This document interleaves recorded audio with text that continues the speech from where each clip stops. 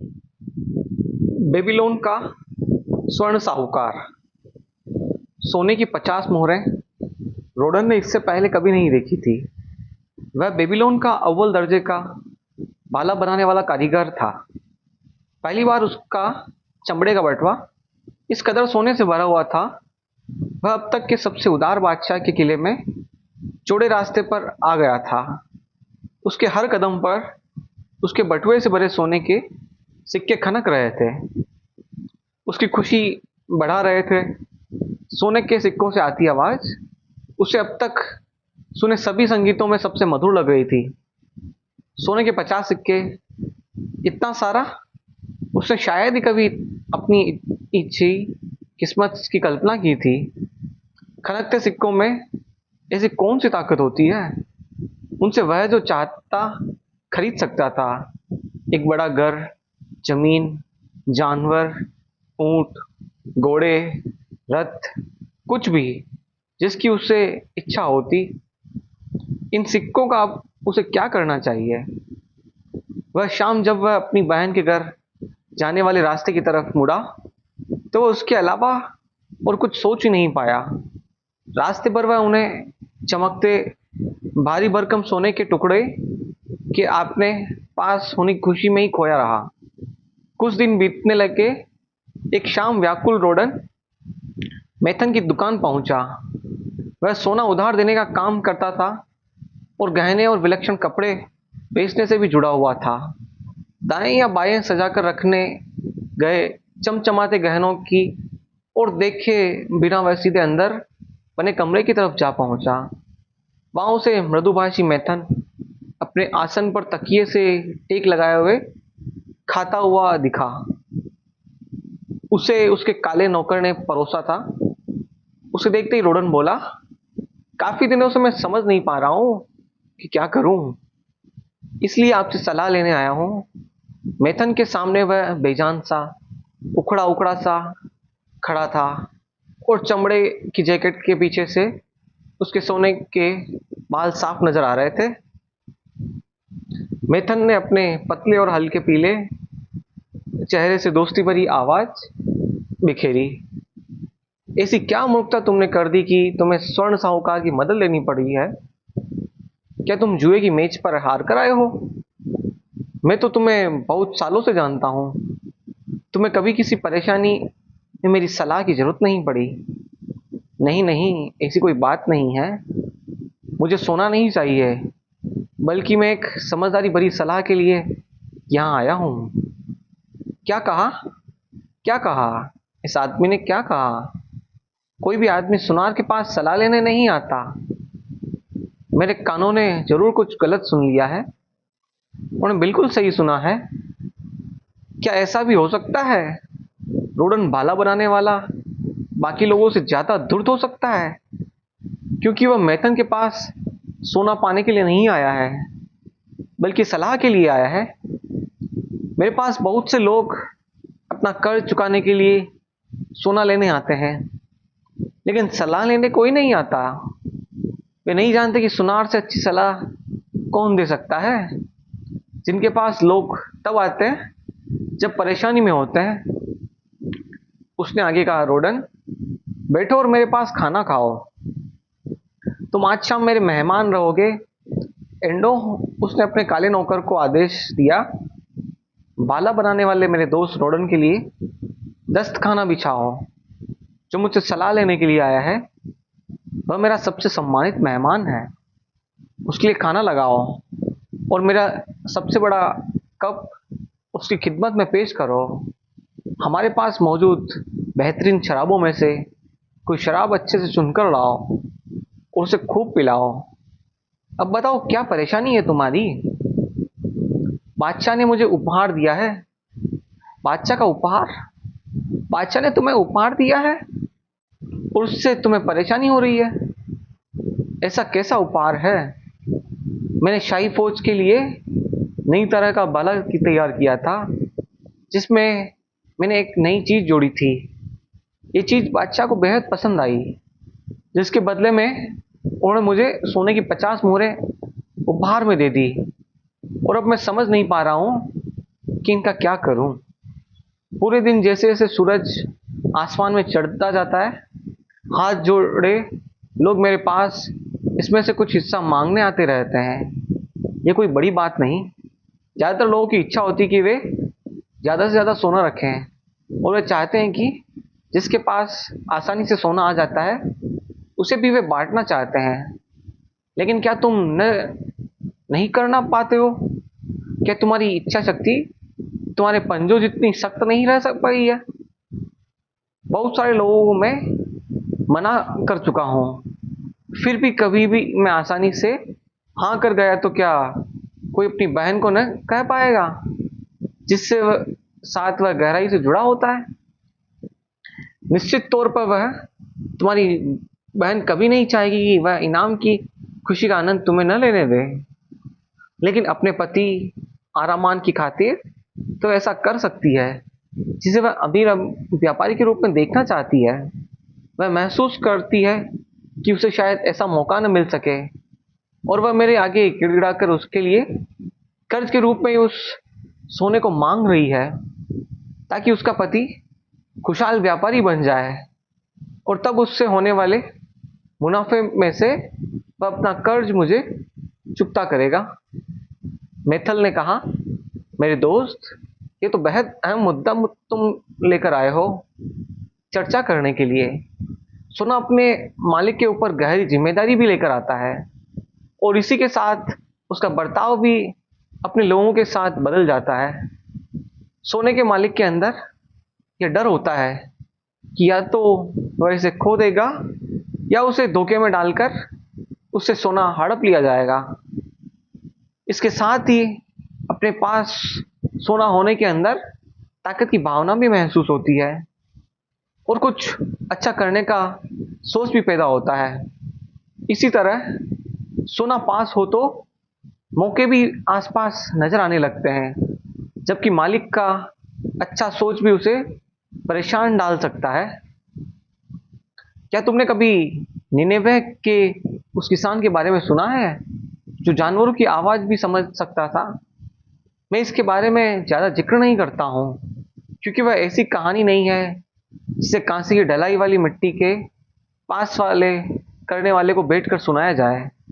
मैं यह कहानी तुम्हें सुना रहा हूँ क्योंकि तुम्हें पता होना चाहिए कि उधार के लेन देन में सोना एक हाथ से दूसरे हाथ में जाता है।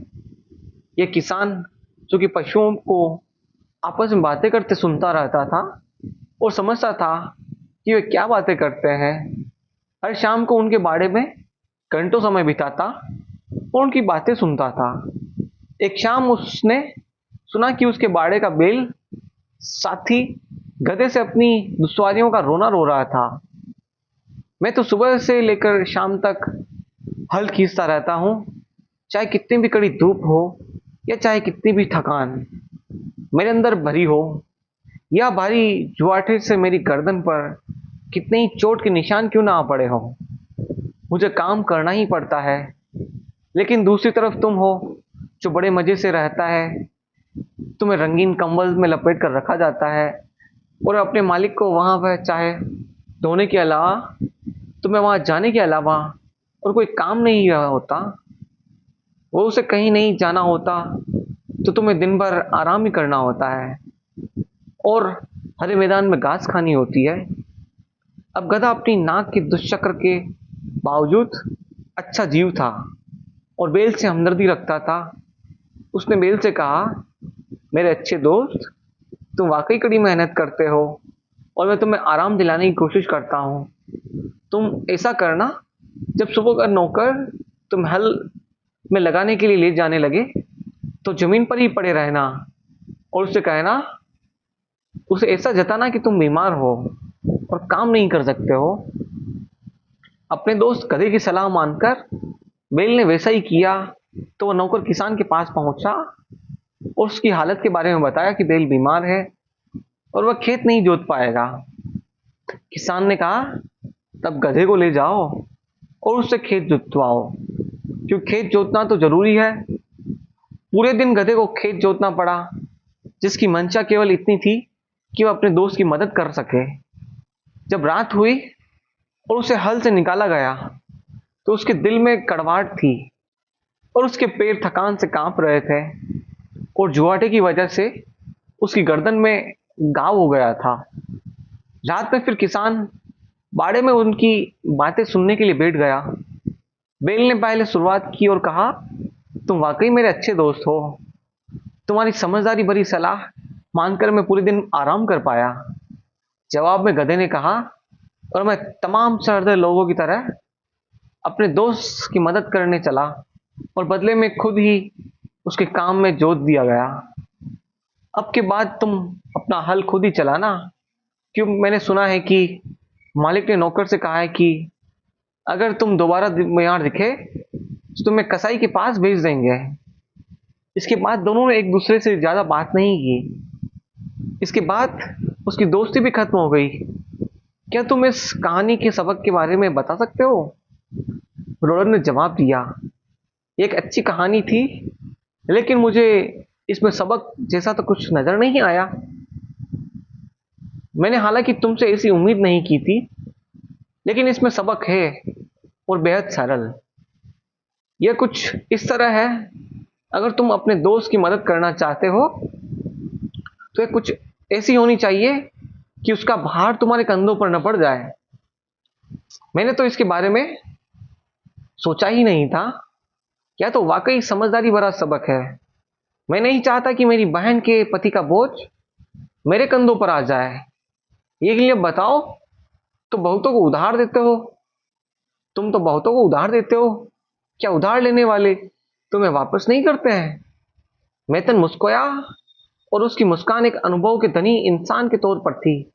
उसने कहा, अगर उधार लेने वाला चुकता न कर पाए तो क्या ऐसा कर्ज तो ठीक ढंग से बनाया गया कहेंगे? उधार देने वाला समझदार ही नहीं होना चाहिए, बल्कि उसे सावधानी पूर्वक यह भी आंकना चाहिए कि क्या उसका सोना फायदेमंद उद्देश्य की तरफ बढ़ेगा और एक बार और उसे अपना पैसा वापस मिल सकेगा या बर्बाद हो जाएगा। और कर्ज लेने वाला उस पैसे का समझदारी से इस्तेमाल नहीं कर पाएगा और पैसा डूब तो नहीं जाएगा। मैं उन्हें अपने टोकन की तिजोरी में उसे टोकन दिखाता हूँ और तुम्हें जुड़ी कहानियां भी बताऊंगा। अपने कमरे में वह तिजोरियों की तरफ आया जो कि उसके हाथ के बराबर थी। वह लाल सूअर के चमड़े की बनी थी और उस पर कांसे की नक्काशी हुई थी। उसने उस तिजोरी को जमीन पर रख दिया और उसके आगे घुटनों के बल बैठ गया। उसने अपने दोनों हाथ ऊपर के ढक्कन पर रख दिए। फिर वह बोला, हर शख्स जिसे मैं उधार देता हूं, मैं एक सटीक टोकन अपनी इस टोकन तिजोरी में डाल देता हूं। यह तब तक उसमें पड़ा रहता है जब तक कि कर्ज चुकता नहीं हो जाता। जब वे चुकता कर देते हैं तो मैं उस टोकन को उन्हें वापस कर देता हूं। लेकिन अगर वे कर्ज चुकता नहीं कर पाते हैं तो यह टोकन हमेशा इसमें पड़ा रहता है और मुझे याद दिलाता रहता है कि कौन शख्स मेरे भरोसे पर खरा नहीं उतरा। मेरा टोकन बक्सा मुझे बताता है कि सबसे सुरक्षित कर्ज वह होता है जबकि कर्ज लेने वाले के पास उनकी अपेक्षा से ज्यादा कीमती वाली संपत्ति होती है। उनके पास जमीनें होती है या गहने या ऊंट या दूसरी चीजें जिन्हें बेचकर वे कर्ज चुकता कर सकते हैं। कुछ टोकन के रूप में मुझे गहने मिलते हैं जिनकी कीमत दिए गए कर्ज से ज्यादा होती है। कुछ लोग इस वादे पर कर्ज ले जाते हैं कि अगर वे उसे चुका न पाए तो एक निश्चित जमीन जायदाद का हिस्सा मेरे नाम कर देंगे। ऐसे कर्जों को लेकर मेरा मानना है कि मेरा सोना ज्यादा किराए के साथ मेरे पास वापस आ जाएगा, क्योंकि वह कर्ज जमीन के आधार पर लिया गया होता है। एक अन्य तबका उन लोगों का होता है जो कमाने की क्षमता रखते हैं। वे लोग जैसे कि तुम, जो मेहनत करके या सेवा करके कर्ज चुका सकते हैं। उनके पास आमदनी होती है और अगर वे ईमानदार हैं तो उनके पास कोई दुर्घटना नहीं होती है। तो मैं जानता हूं कि वे मेरा कर्ज चुका देंगे और उसके साथ वे उसका ब्याज या किराया भी जोड़ कर देंगे जिसका कि मैं हकदार हूं। ऐसे कर्ज इंसानी प्रयासों पर आधारित होते हैं। अन्य तरह के कर्जों में ऐसे कर्ज शामिल होते हैं जिनकी एवज में जमीन जायदाद या कमाने की निश्चित क्षमता जुड़ी नहीं होती है। जीवन कठिन है और ऐसा जोखिम हमेशा रहता है कि कुछ लोग होंगे जो खुद को अपेक्षाओं पर खरा नहीं उतार पाएंगे। दुखद है ऐसे लोगों को कर्ज देना, भले ही वह एक मामूली सी रकम ही क्यों न हो। मेरा टोकन बक्सा मुझे रोक देता है। मैं ऐसे लोगों को तब तक कर्ज नहीं दे सकता जब तक कि कर्ज लेने वाले ऐसे लोगों के अच्छे दोस्त ये गारंटी नहीं देते कि उधार लेने वाला सम्मानित नागरिक है। मेथन ने तिजोरी का ताला खोल दिया और उसका ढक्कन हटा दिया। रोडन की दिलचस्पी बढ़ गई और टोकन देने वाले के लिए वह आगे की ओर झुक गया। तिजोरी के ऊपरी हिस्से में कांसे का बना हुआ गले का हार लाल रंग के कपड़े में लिपटा हुआ रखा हुआ था। मेथन ने उसे उठाया और प्यार से उस पर हाथ फेरते हुए बोला, यह टोकन हमेशा मेरे पास रहेगा क्योंकि कर्ज लेने वाला अब इस दुनिया में नहीं रहा। मैंने उससे टोकन को न केवल खजाने के तौर पर रखा है बल्कि उसकी यादें भी मुझसे जुड़ गई है। कर्ज लेने वाला मेरा दोस्त था। हमने साथ साथ कारोबार किए और काफी सफलता भी हमने हासिल की। इसके बाद वह पूरब गया जहां से शादी करके वह खूबसूरत बीवी लेकर लौटा जो कि हमारे यहाँ की औरतों की तरह नहीं थी। अद्भुत खूबसूरत थी वह उसकी मांगों को पूरा करने के लिए अपना सोना लुटाता रहा। अब उसका सारा सोना खत्म हो गया। तब परेशान होकर वह मेरे पास आया। मैंने उसे काफी समझाया।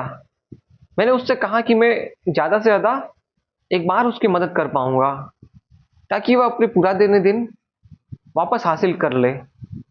उसने वादा भी किया कि वह ऐसा करके दिखाएगा, लेकिन वह ऐसा नहीं कर सका। एक बार उसकी बीवी से उसकी लड़ाई हो गई और मेरे दोस्त ने उसकी बीवी को चुनौती दी जिस पर उसने उसके सीने में खंजर उतार दिया। रोडन ने पूछा, और उस औरत का क्या हुआ? मैथन ने लाल कपड़ा उठाते हुए कहा, हाँ वाकई वह कपड़ा उसी का है। बेहद दुखी होकर उसने खुद को फरात नदी के हवाले कर दिया। ये तो कर्ज अब कभी चुकता नहीं हो पाएंगे।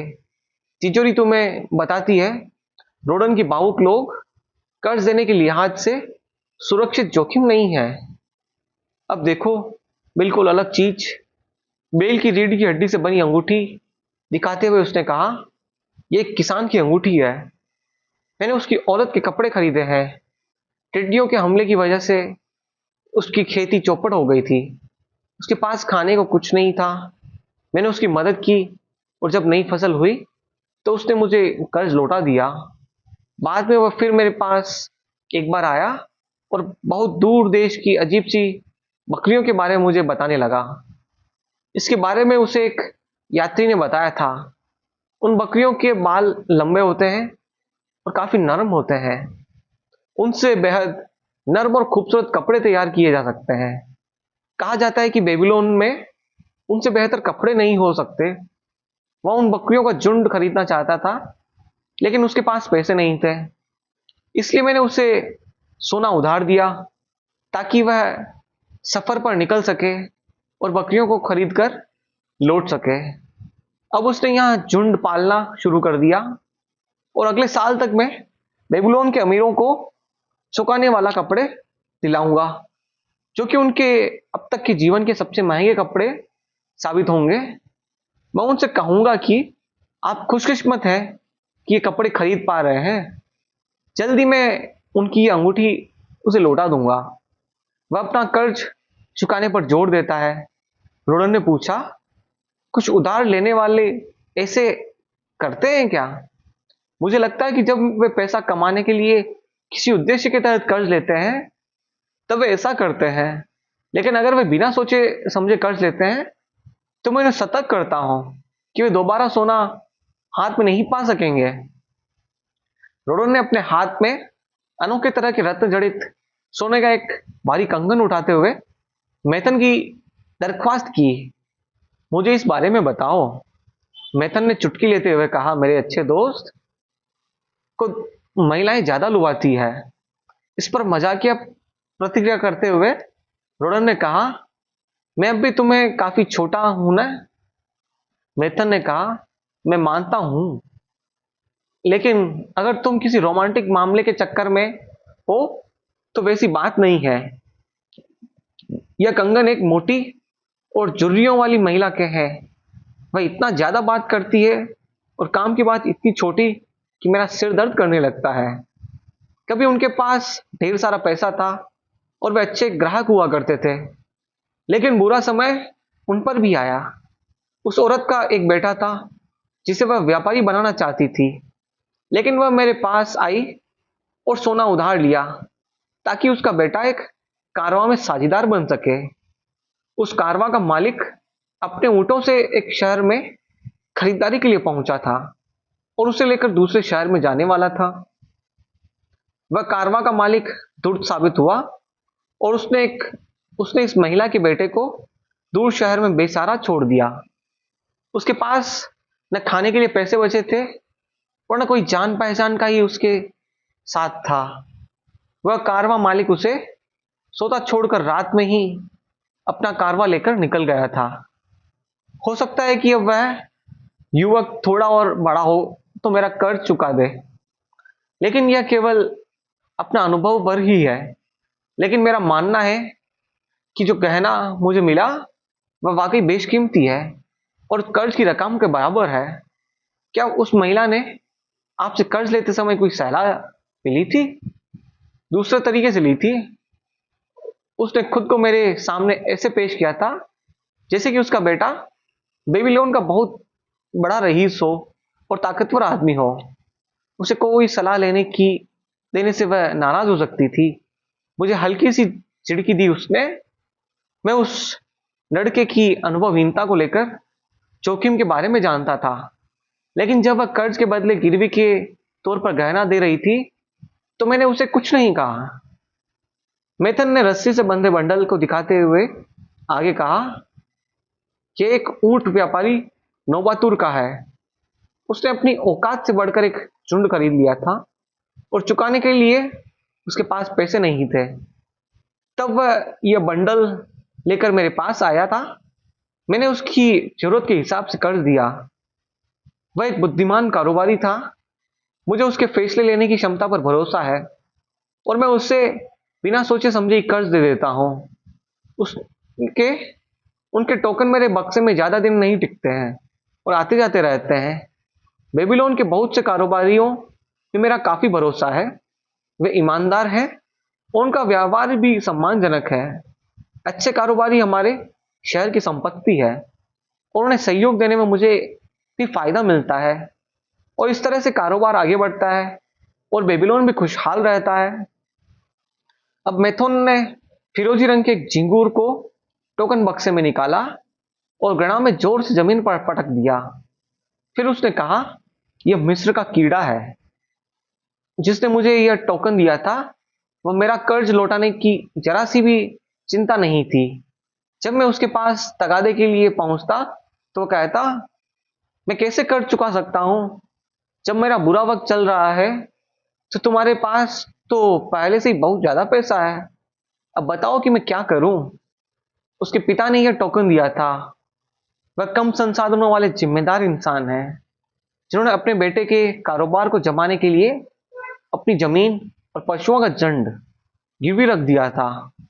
उस नौजवान को शुरू में तो सफलता मिली, लेकिन वह आत्ममुग्ध हो गया और अनुभवहीनता के गलत फैसले लेने लगा। जल्दी ही वह कारोबार चौपट हो गया। नौजवान महत्वाकांक्षी होते हैं। वे संपत्ति हासिल करने और मनमाफिक चीजें पाने के लिए गलत चीजें करने या गलत कदम उठाने से भी गुरेज नहीं करते। जल्दी रईस बनने के चक्कर में वे बिना सोचे समझे अनाप शनाप कर्ज ले डालते हैं। जिन नौजवानों के पास अनुभव नहीं है वे यह महसूस ही नहीं करते कि वे बेवजह कर्ज लेना एक गहरा गड्ढा खोदने के समान है, जिसमें अगर वे आसानी से गिर सकते हैं और फिर उनका बाहर निकल पाना बहुत कठिन साबित हो सकता है। यह दुख और अफसोस का गड्ढा होता है। जहाँ सूरज की चमक पर दुखदाई और बेचैन रातों के अंधेरे हावी हो जाते हैं। फिर भी मैं नौजवानों को सोना उधार देने की से हतोत्साहित नहीं करता। मैं उन्हें प्रोत्साहित करता हूँ। मैं उन्हें सलाह देता हूँ कि ये कर्ज समझदारी भरे उद्देश्य के लिए होना चाहिए। मैं खुद को एक सफल कारोबारी के तौर पर तभी बना सकता था जब मैंने भी कर्ज लिया था। फिर ऐसे मामले में कर्ज लेने वाला करे भी तो क्या करे? वह नौजवान परेशान हाल है और कुछ भी हासिल नहीं कर पाया। वह हतोत्साहित है। उसने कर्ज चुकाने के लिए कोई प्रयास नहीं किया। मेरा दिल नहीं चाहता कि उसके पिता से जमीन और उसके जानवर छीनकर उसे और बेहाल कर दिया जाए। रोडन ने कहा, मुझे और बताओ। अब सब सुनने में मेरी दिलचस्पी और बढ़ गई है, लेकिन मुझे मेरे सवाल का जवाब नहीं मिला है अब तक। क्या मुझे अपनी बहन के पति को सोने के 50 सिक्के कर्ज के तौर पर देने चाहिए? मेरे लिए इस सोने का विशेष महत्व है। मेथन ने कहा, तुम्हारी बहन एकदम खरी औरत है जिसका मैं बेहद सम्मान करता हूं। अगर उसका पति मेरे पास कर्ज लेने के आता तो मैं उससे पूछता कि वह इसका क्या करेगा, और उसका जवाब यह होता कि वह एक कारोबारी बनना चाहता है, मेरी तरह, और गहनों का काम करना चाहता है और उन्हें बहुत खूबसूरत बनाना चाहता है। तो मैं उससे पूछता कि इस काम को लेकर उसके पास किस तरह की जानकारी या तालीम या प्रशिक्षण मिला हुआ है। मैं उस पूछता कि क्या तुम्हें पता है कि तुम अपना माल कहाँ से खरीदोगे ताकि उसके लिए तुम्हें कम से कम कीमत देनी पड़े, और अपने तैयार माल को कहाँ बेचोगे ताकि तुमको ज्यादा से ज्यादा फायदा हो। क्या वह इन सवालों का जवाब हाँ में दे सकेगा? रोडन ने कहा, नहीं, वह नहीं दे पाएगा। उसने बाला बनाने में मेरी काफी मदद की है और मेरी दुकान में कुछ जरूरत के मुताबिक काम किया है उसने। तब तो मैं यही कहूंगा कि उसका उद्देश्य समझदारी भरा नहीं है। व्यापारियों को अपने कारोबार के सिलसिले में सीखना चाहिए, उसकी महत्वाकांक्षा भले ही कितनी उचित हो। अगर वह यह व्यावहारिक नहीं है तो मैं उसे सोना बतौर कर्ज नहीं दूंगा। लेकिन अगर हम यह माने कि वह यह कहे, हाँ, मैंने व्यापारियों की काफी मदद की है, मुझे पता है कि स्माइराना में कैसे सफर करते हैं और वहां से कम कीमत में कपड़े कैसे खरीदते हैं जो कि वहां की घरेलू महिलाएं बुनती है। साथ ही बेबीलोन के तमाम अमीर लोगों को भी मैं जानता हूं जिन्हें मैं ये कपड़े उचित दाम पर बेच सकता हूं और भारी मुनाफा कमा सकता हूं। तब मैं कहूंगा, तुम्हारा उद्देश्य समझदारी भरा है और तुम्हारी महत्वाकांक्षा सम्मान योग्य है। मैं तुम्हें सोने के 50 सिक्के कर्ज पे देकर खुशी महसूस करूंगा, लेकिन इसके साथ तुम्हें मेरी रकम की सुरक्षा के तौर पर कुछ देना होगा जो कि कर्ज लौटाने के बाद तुम्हें वापस मिल जाएगा। लेकिन उसने यह कहा, मेरे पास तुम्हें कर्ज की सुरक्षा के तौर पर देने के लिए कुछ नहीं है। मैं समाज का इज्जतदार व्यक्ति हूँ और अब तुम्हारा कर्ज समय से चुका दूंगा। तब मैं यह जवाब उसे दूंगा, मैं इस सोने के हर टुकड़े को अच्छी तरह संभाल कर रखता हूँ। तुम स्माइराना के सफर पर जाओगे और अगर लुटेरों ने तुम्हें सोना छीन लिया या कीमती कपड़े लेकर लौटते हुए तुम्हारे स्माइरा छीन लिया, तब तुम्हारे पास कर्ज लौटाने के लिए तो रकम रहेगी नहीं और मेरा सोना भी इस तरह से वापस नहीं मिल पाएगा। रोडन, देखो, कर्ज देने वाले के लिए सोना कारोबार का माध्यम है। उधार देना आसान है। अगर उसे समझदारी से उधार न दिया जाए तो इसे वापस हासिल कर पाना मुश्किल है। बुद्धिमान कर्जदाता अपनी संपत्ति को जोखिम में नहीं डालना चाहेगा, बल्कि वह चाहेगा कि उसे उसकी रकम सुरक्षित वापस मिल जाए। उसने आगे कहा, यह अच्छी बात है कि आप उनकी मदद करें जो परेशानी में गिरे हैं। यह भी ठीक है कि आप उनकी मदद करें जिन पर बदकिस्मती की मार पड़ी है।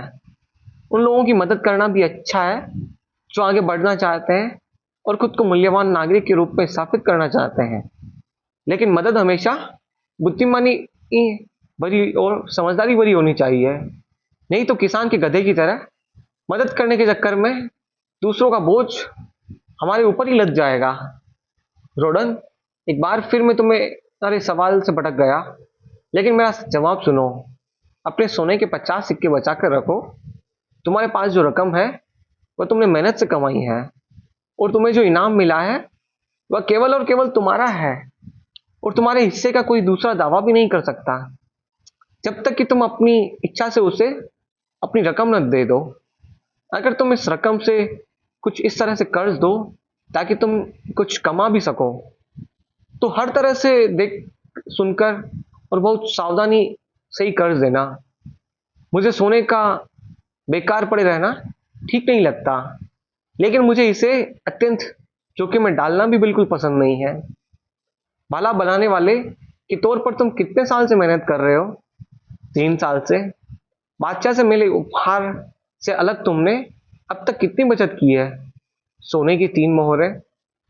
हर साल तुमने मेहनत नहीं गुजार दी, और अपने लिए अच्छी अच्छी चीजों से तुमने समझौता किया ताकि तुम ये सोने की 3 मोहरें बचा सको। तुमने बिल्कुल ठीक कहा। इस हिसाब से तो सोने की 50 मोहरें बचाने में तुम्हें 50 साल लग जाएंगे, और इस दौरान तुमने अपने शौक या खुशी के लिए कुछ भी नहीं कर पाओगे। एक तरह से मेरा पूरा जीवन ही मेहनत करते करते बीत जाएगा। अब तुम सोचो कि तुम्हारे 50 साल की कमाई तो तुम्हारी बहन और अपने पति के लिए कांसा गलाने की भट्टी तैयार करने के लिए लेना चाहती है, और अब वह भी तब जबकि उसका पति व्यापारी बनने के लिए लेकर प्रयोग कर रहा है। कितना बड़ा जोखिम है इससे, तुम्हारे शब्दों में कहूं तो नहीं देना चाहिए। तब अपनी बहन के पास जाओ और बोलो, रोजे के दिनों को छोड़कर 3 साल की दिन रात की मेहनत के बाद मैंने अपने लिए सोने की 3 मोहरें बचाई है। इस क्रम में मैं अपनी खुशी या शौक के लिए कुछ भी नहीं खरीदा, और अपने दिल को कड़ा कर लिया। हर साल मैंने इस तरह एक सोने की मोहर बचाई। तुम मेरी सबसे खास बहन हो, और मेरी ये इच्छा है कि मैं तुम्हारा पति एक अच्छा कारोबारी में लग जाए ताकि वह आगे बढ़े और खुशहाल बने। अगर वह मुझे अपने कारोबार की योजना बताए और वह योजना मेरे दोस्त मैथन को ठीक लगेगी, तब मैं खुशी खुशी अपनी 1 साल की कमाई की बचत उसे कर्ज के तौर पर दे दूंगा।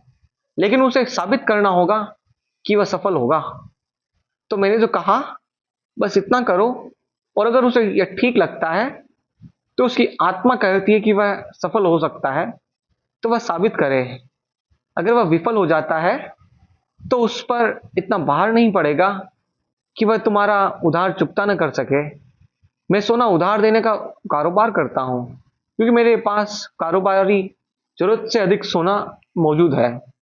मैं अपना अतिरिक्त सोना दूसरों को इसलिए देता हूँ ताकि वह सोना मेरे लिए मेहनत कर सके और मेरे सोने के खजाने को और बढ़ा सके।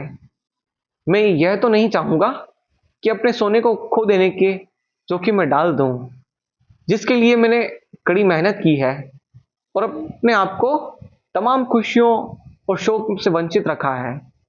इसलिए मैं इसको ऐसे किसी शख्स को उधार नहीं दूंगा जो मुझे वह रकम लौटा ना सके। न तो मैं ऐसे किसी शख्स को ही दूंगा जिससे मैं आश्वस्त नहीं हूं कि वह अपनी जिम्मेदारी समझते हुए समय पर कर्ज चुकता कर सकेगा और मुझे रकम लौटा पाएगा। रोडन, मैंने तुमको अपने टोकन वाली तिजोरी में से जुड़ी हुई खुफिया बातें बताई है। उनसे तुमने समझ लिया होगा कि इंसानों की कमजोरियां किस तरह की होती है और वे उधार लेने के लिए किस तरह उतावले रहते हैं, भले ही उनके पास कर्ज चुकाने की क्षमता न हो। तुम यह भी समझ गए होगे कि इस तरह से लोगों की उम्मीदें तो आसमानी होती है। अगर उनके पास सोना हो तो वे बड़े काम करेंगे और ऊंची कमाई करेंगे, लेकिन अपनी क्षमताओं का या अपनी सीमित जानकारी का वे आकलन नहीं करते और खुद से झूठी उम्मीद पालते लेते हैं। रोडन, तुम्हारे पास जो सोना है उसे तुमको ज्यादा सोना कमाने में लगाना चाहिए। तुम भी मेरी तरह सोना कर्ज देने वाले बनने की ओर बढ़ रहे हो। तुम भी मेरी तरह से ही सोना कारोबारी बन सकते हो। अगर तुम अपना खजाना सुरक्षित रख पाओ तो यह तुम्हारे खुलकर कमाई कर पाएगा सकता है। और तुम्हारे लिए आनंद का स्रोत बन सकता है और सारी उम्र तुम्हें फायदा कराता रह सकता है। लेकिन अगर तुमने इसे अपने हाथ से निकल जाने दिया तो यही सोना तुम्हें हमेशा दुखी किए रहेगा और जब तक तुम्हारी याददाश्त बची रहेगी तब तक तुम सारी उम्र उस गम से उबर नहीं पाओगे। अब तुम बताओ कि तुम अपने बटुए में रखे सोने के साथ क्या करना चाहोगे? इसे सुरक्षित रखना चाहूंगा। मेथन ने उसकी बात को सही ठहराते हुए कहा, समझदारी भरी बात यही कही तुमने। पहली चीज तो यह है कि इसे सुरक्षित रखना जरूरी है। सोचो कि तुम्हारी बहन के पति के पास यह सोना वाकई सुरक्षित रहेगा और किसी भी तरह नुकसान नहीं पहुंचने पाएगा। मुझे नहीं लगता कि वह इसे सुरक्षित रख पाएगा क्योंकि वह इतना जानकार या समझदार नहीं है। तब तुम्हें किसी भी तरह से भावनात्मक एहसान की बेवकूफ़ी में बहने से बचना चाहिए। अगर तुम अपने परिवार या दोस्तों की मदद करना चाहते हो तो दूसरे उपायों के बारे में सोचो जिसमें तुम्हारे खजाने को नुकसान न होने पाए या वह जोखिम में न पड़ने पाए। ये मत भूलना कि लोग सोने की सुरक्षा करने में काबिल नहीं हैं। उनके पास से यह अप्रत्याशित तरीके से फिसल जाता है। चाहे तुम फिजूल खर्ची करके उसे उड़ा दो या दूसरों के हाथों गवा दो, बात एक ही है। अपने खजाने की सुरक्षा करने के बाद उसके साथ क्या करने की इच्छा होनी चाहिए। और ज्यादा सोना कमाना उद्देश्य होना चाहिए। एक बार फिर तुमने बुद्धिमानी की बात की है। इसे ऐसा निवेश करना चाहिए कि यह तुम्हें और सोना कमा कर दे और तुम्हारा खजाना बढ़ता रहे। सोने को अगर सोच समझ कर उधार दिया जाए तो वह खुद ब खुद दोगुना हो जाता है, क्योंकि जिसे यह कर्ज के तौर पर दिया जाता है वह खुद अपनी कमाई बढ़ाता जाता है, जिसके साथ आपका भी हिस्सा बढ़ता है। अगर आप इसे गंवाने का जोखिम लेते हैं तो आपने पहले जितना कमाया होता है वह सब गंवाने का खतरा बढ़ जाता है। इसलिए अव्यावहारिक लोगों को लोक लुभावन योजनाओं के चक्कर में नहीं पड़ना चाहिए। ये लोग सोचते हैं कि इन्हें वह तमाम तरीके पता है जिससे तुम्हारे सोने के जरिए वे असाधारण बड़ी कमाई कर सकते हैं।